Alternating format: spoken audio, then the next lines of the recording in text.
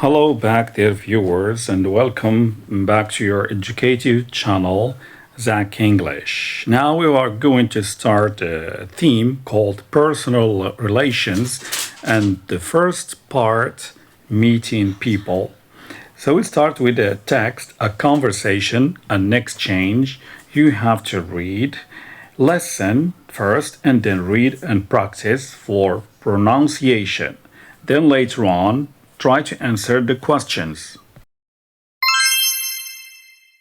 The Dickens family. Hi, my name is Pamela. Pamela Dickens. But please call me Pam. Nice to meet you, Pam. You can call me Maria. Nice to meet you, Maria. And what's your last name again? Tijani. Tijani.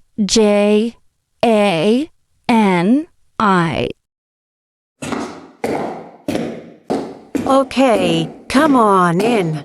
I want to introduce you to the family. Maria, I'd like you to meet my husband, Christopher.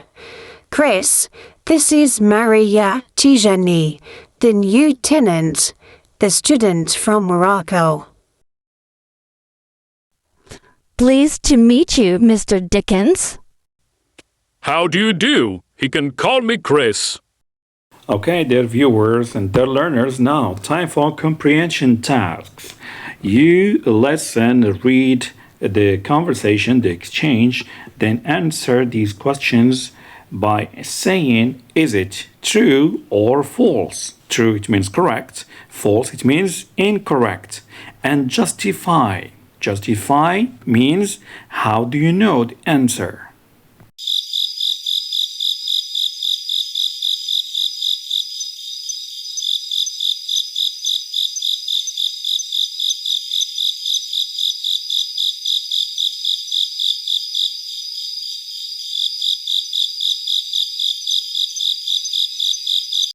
Okay, dear viewers, dear learners, at this moment, I'd like you to stop, pause the video and get back to the beginning of the video and watch again and again over and over the conversation and try to answer the questions. Try to answer the questions and say, how do you know? Justify. Justify. Give me sentences from the text. This is justification. Don't continue watching the video. So if you watch the video, you can find the answers after this moment. So pause and get back. Now, as I told you for the answers, number one, Maria is in Morocco. No, false. We can write just F that represents false. No, she's not in Morocco. She's in London. How do we know? Justification.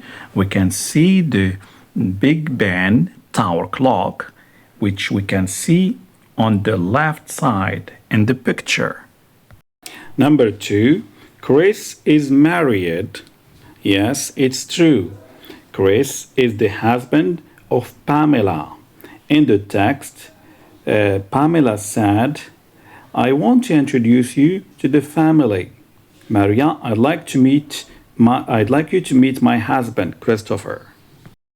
Number three, Pamela is Chris's wife. Yes, this is true. We can say also just T to represent true.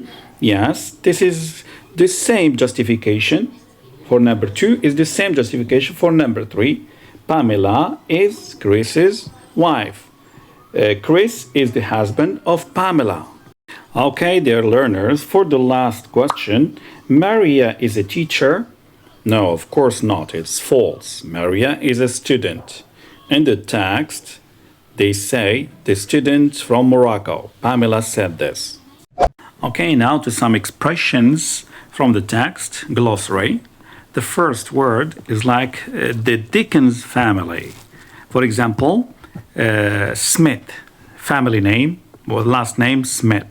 So when we add the and say Smith and we add S, we refer to the whole family. All right? The Smiths, it means the whole family, not one person. Johnson, the Johnsons, it means all the family, the father, the mother, the children. Okay? Okay, for the next piece of expression, Pamela, in the text, they say Pamela, but please call me Pam.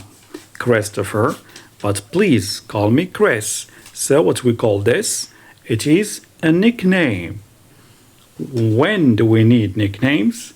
To show affection, familiarity, love, and endearment. So in close relationships among friends and family. Or when we have kids, we give them nicknames.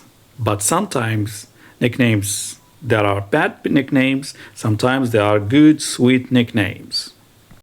Also, nicknames are used to shorten long names, to cut it short, and to remember it. Okay, dear viewers, dear learners, dear students, the expressions nice to meet you. We say nice to meet you when we meet a person for the first time. Also, these are other synonyms. We can say happy, I am happy to meet you, glad, glad to meet you, or I'm pleased to meet you. The verb come in, but it sounds come in. One attached sound, it's like one word, but there are two. Come in, it means enter. I would like to. This is full form. Short form, we say I'd like. I apostrophe D. I would. Briefly, we say I'd like to. It is a formal way, a more polite way to say I want to. The word tenant is simply a renter, somebody who pays money for keeping an apartment. Who pays money to? Of course, the man. We call him the landlord, or if she's a woman, a landlady. Okay, for the last expression, I think, it's question, how do you do? But pay attention, it's not a literal question, but it is a nice formal greeting. It's another way to say, nice to meet you. It is pleasure to meet you. And the expected answer for this expression is just simply repeat the same expression, the same question. We said it's not a question, it's expression, cultural phrase. How do you do? Or nice to meet you, pleased to meet you. Now for pronunciation practice. Now we go to intonation in questions. Before the intonation, what is, briefly we can say what's. In orally, while we are speaking, we don't say what is, but we say what's. Okay? Now for the intonation, what's your last name again? No, it doesn't sound good like this, but it sounds like this. The correct pronunciation is, what's your last name again? What's your last name? I'm sorry, what's your last name again? So, can you pause and repeat after me? What's your last name again? All right, you can see the last word is rising. Next question, which is expression, how do you do? How do you do? So the last word in the expression, in the question, is a rising intonation, not falling down, rising. You feel your voice is high. Now we move to the last chapter in this lesson, comprehension tasks and comprehension information. Reduced form of can. I can. In speaking, we don't say I can, but we say briefly, short, it is reduced. You can. You can call me Maria, not you can. No. You can call me Maria. You can call me Maria. You can call me Chris. You can call. Like this, it sounds. It's not you can call me. No, you can call me. You can call me Chris. You can call me Zach. You can call me Liz, etc. And pay attention, can is a container, a specific container. Of course, it is model, and at the same time is a kind of containers.